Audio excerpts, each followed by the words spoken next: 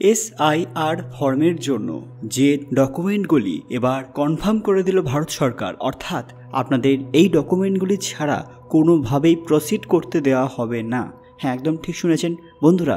ভিডিওটি মনোযোগ সহকারে শেষ অবধি দেখবেন এবং কোনো জায়গা যেন স্কিপ করবেন না, কারণ এই ভিডিওর প্রত্যেকটি অংশই অত্যন্ত দরকারি। তাই ভাবলাম এর উপর একটা ভিডিও বানিয়ে ফেলি। SIR ফর্মের সবচেয়ে বড় সমস্যা হলো, যদি সামান্য কাগজপত্র না থাকে ফর্ম অসম্পূর্ণ বলে বাতিল করে দেওয়া হচ্ছে। তবে এটা সবার ক্ষেত্রে নয়। ধরুন আপনার ফর্ম ভেরিফাই হয়ে গেছে, সেক্ষেত্রে আর দরকার নেই, কিন্তু কোনো কারণে যদি আপনাদের হিয়ারিংয়ে ডাকা হয় সেক্ষেত্রে এগুলো অত্যন্ত আবশ্যক।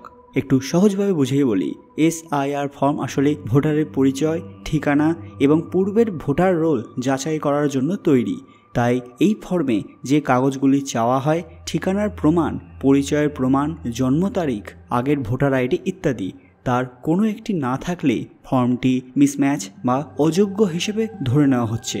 ফলে যে মানুষদের নথি নেই, যাদের কাগজপত্র হারিয়ে গেছে অথবা যারা পরে ভারতে এসেছে এবং যাদের ঠিকানা বহুবার বদলেছে বা যাদের নাম নথিতে একটু ভুল, তাদের ফর্ম অনুমোদিত হচ্ছে না। হ্যাঁ, একদম ঠিক শুনেছেন।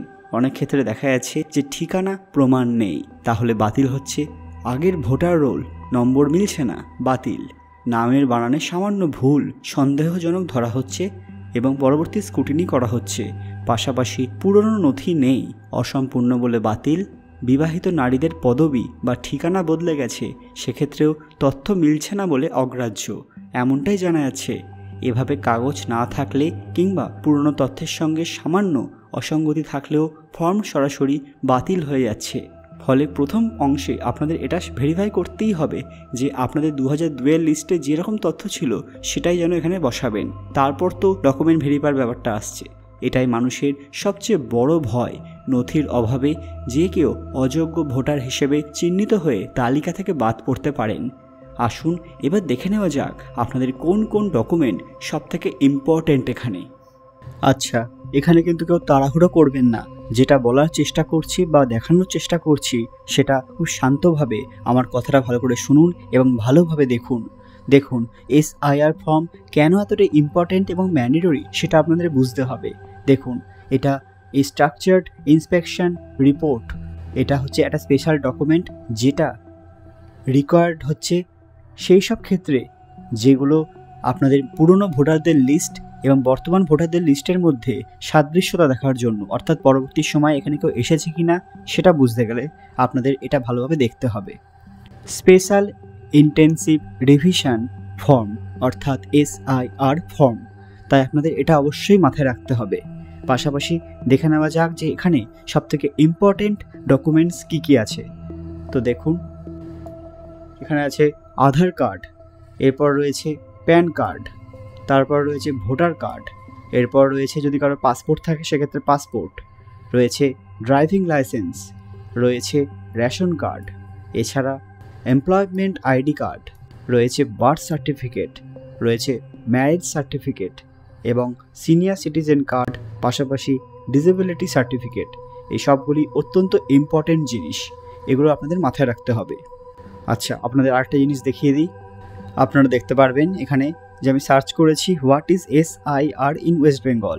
ইন ওয়েস্ট বেঙ্গল SIR হচ্ছে স্পেশাল ইন্টেনসিভ রিভিশন, যেটা আপনাদের একটু আগে বললাম, যেটা আপনাদের ডোর টু ডোর করা হবে। আশা করছি ইতিমধ্যে আপনাদের সেটা হয়েও গেছে। তারপরে ভোটার ভেরিফিকেশান এবং লিস্ট আপডেট করার যে এক্সারসাইজ হচ্ছে, কন্ডাক্ট করা হচ্ছে ইলেকশন কমিশন অফ ইন্ডিয়া অর্থাৎ ECI এর পক্ষ থেকে, অর্থাৎ ভারত সরকারের পক্ষ থেকে, সেটাকে আমরা SIR বলছি। অর্থাৎ এটা নিয়ে কেউ কোনো ভ্রান্ত ধারণা ছড়াবেন না।